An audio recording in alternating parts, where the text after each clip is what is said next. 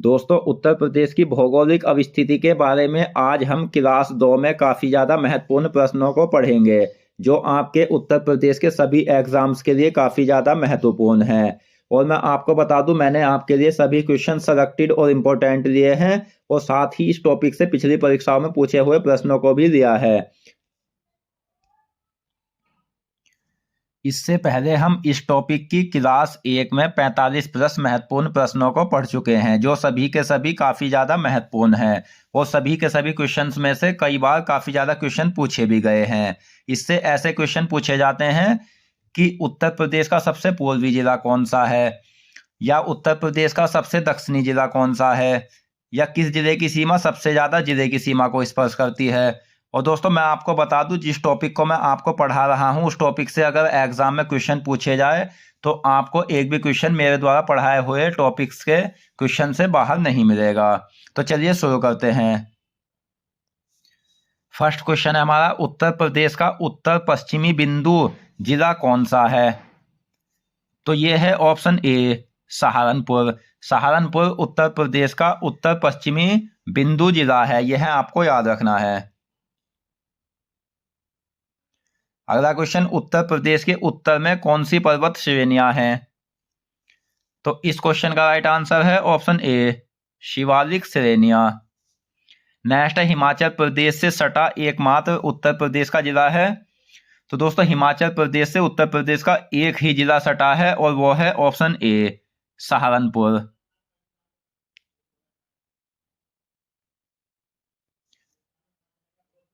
अगला क्वेश्चन, उत्तर प्रदेश के पश्चिम, दक्षिण पश्चिम एवं दक्षिण में सीमा निर्धारित करती है।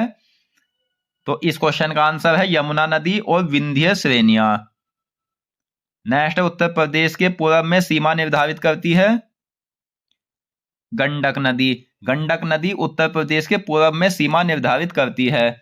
मैं आपको बता दूं कि उत्तर प्रदेश के पूर्वी जिला तो है बलिया, उसी तरह से पूर्वी जो राज्य हैं वो है बिहार और झारखंड, और प्राकृतिक दृष्टि से जो सीमा निर्धारित करती है तो पूर्व की वो है गंडक नदी। उत्तराखंड राज्य के गठन से पूर्व उत्तर प्रदेश को कितने भौगोलिक क्षेत्र में बांटा गया था? तो ये बांटा गया था 3 भौगोलिक क्षेत्रों में।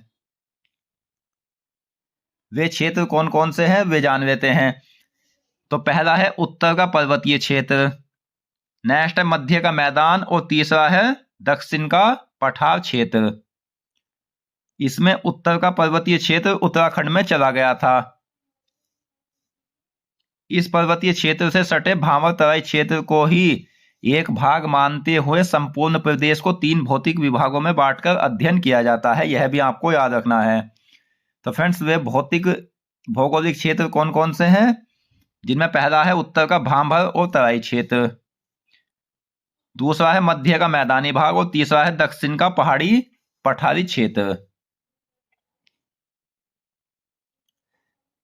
अगला क्वेश्चन, उत्तर प्रदेश का सबसे उत्तरी क्षेत्र क्या कहलाता है?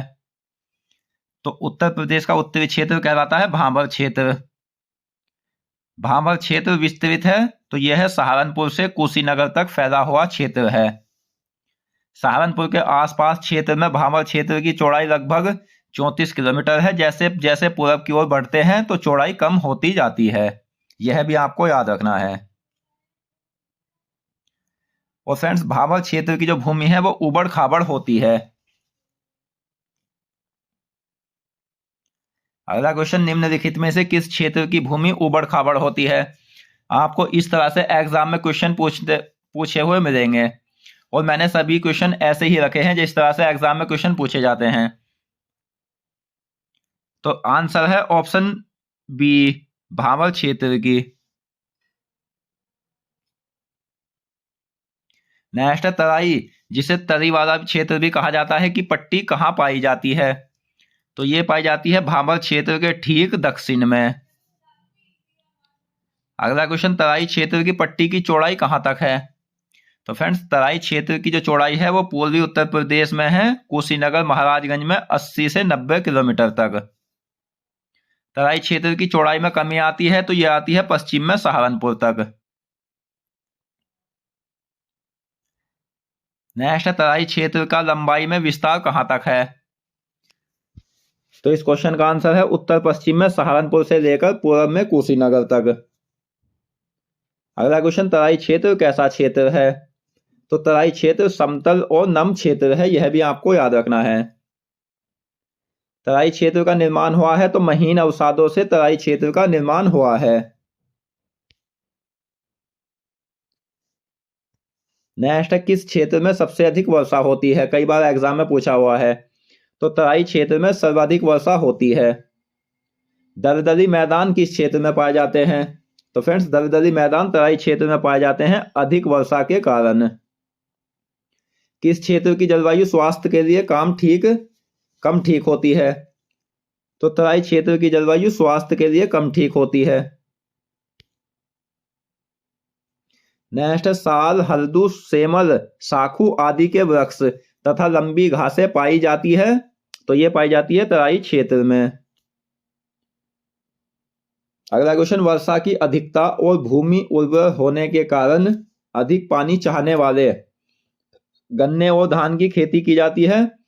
तो यहां से एक क्वेश्चन ये भी बन जाता है कि अधिक वर्षा वाली फसल कौन कौन सी है? तो सबसे अधिक वर्षा की जो आवश्यकता होती है या पानी की आवश्यकता, तो वो गन्ने और धान को होती है। तो ये पाए जाते हैं तराई क्षेत्र में। गन्ना और धान की खेती तराई क्षेत्र में की जाती है। नेक्स्ट, दक्षिण का पठारी क्षेत्र और उत्तर के भाबर तराई क्षेत्र के मध्य क्षेत्र को क्या कहा जाता है?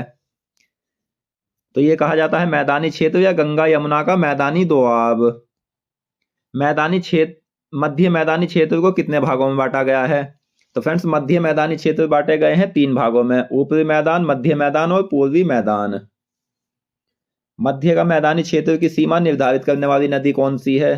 तो यह है यमुना। यमुना नदी तो पश्चिमी सीमा निर्धारित करती है मध्य मैदानी क्षेत्र की, और गंडक नदी पूर्वी सीमा निर्धारित करती है। यह भी आपको याद रखना है। नेक्स्ट है, कौन सा मैदान गंगा और उसकी सहायक नदियों द्वारा लाई गई कांप मिट्टी, कीचड़, बालू द्वारा निर्मित अत्यंत उपजाऊ क्षेत्र है?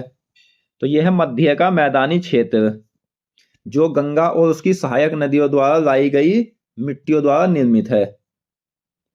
नेक्स्ट है, गंगा नदी की सहायक नदियां कौन सी है? काफी महत्वपूर्ण है। यमुना, घाघरा, गोमती, शारदा, राप्ती, रामगंगा और गंडक, ये गंगा नदी की सहायक नदियां है। तो दोस्तों, आज की इस वीडियो में हमने उत्तर प्रदेश की भौगोलिक अवस्थिति के बारे में महत्वपूर्ण प्रश्नों को पढ़ा। तो मिलते हैं नेक्स्ट वीडियो में, तब तक के लिए धन्यवाद।